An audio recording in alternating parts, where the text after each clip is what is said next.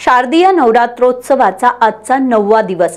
आज करवीर निवासिनी श्री अंबाबाई देवीची श्री महिषासुरमर्दिनी रूपात, श्री तुळजाभवानी देवीची विड्याच्या पानांमध्ये विराजमान असलेल्या रूपात, दख्खनचा राजा श्री ज्योतिबा देवाची 5 पाकळ्यांच्या कमळ पुष्पातील खडी अलंकारिक सरदारी रूपात, तर कोडोलीच्या श्री अंबाबाई देवीची श्री महिषासुरमर्दिनी रूपात पूजा बांधण्यात आली होती।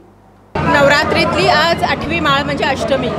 आज या निमित्ताने महिषासुरमर्दिनीच्या अवतारातली अंबाबाईची पूजा बांधण्यात आलेली आहे। तर ह्याचं थोडंसं हिस्टॉरिकल रेफरन्स मी तुम्हाला देते। तर महिषासुर नावाचा एक राक्षस होता, जो रंभासुर नावाच्या राक्षसाचा मुलगा होता।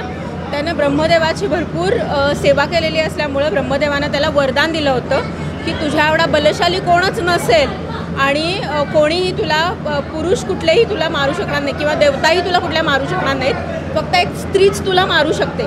तर या देवदेवतांना आणि सर्व मनुष्यांना त्यानं इतका त्रास दिलेला होता की सर्व मनुष्य आणि देवता विष्णू आणि शंकर भगवानांकडे गेल्या की ह्याच्यावरती काहीतरी मार्ग शोधून काढूया म्हणून। आणि मग ह्याच्यावरती मार्ग सर्व देवतांनी मिळून असा काढला की स्वतःच्या ऊर्जेतून महिषासुरमर्दिनीचा म्हणजे दुर्गा देवीचा जन्म झाला आणि दुर्गा देवीला त्यांनी साकडं घातलं की काहीही करून तुम्ही या महिषासुराला मारा म्हणून। आणि सर्व देवांनी आपल्याकडची आयुध शस्त्र ही सगळी देवीला भेट म्हणून दिली आणि सिंह नावाचं एक वाहनही तिला दिलं आणि सिंह या वाहनाच्या मदतीने 9 दिवस महिषासुराबरोबर युद्ध करून देवीने महिषासुराला मारलं, अशी या आजच्या दिवसाची आख्यायिका आहे। आणि हे सगळं आपल्या आज पूजेत मांडण्याचा प्रयत्न करण्यात आलेला आहे।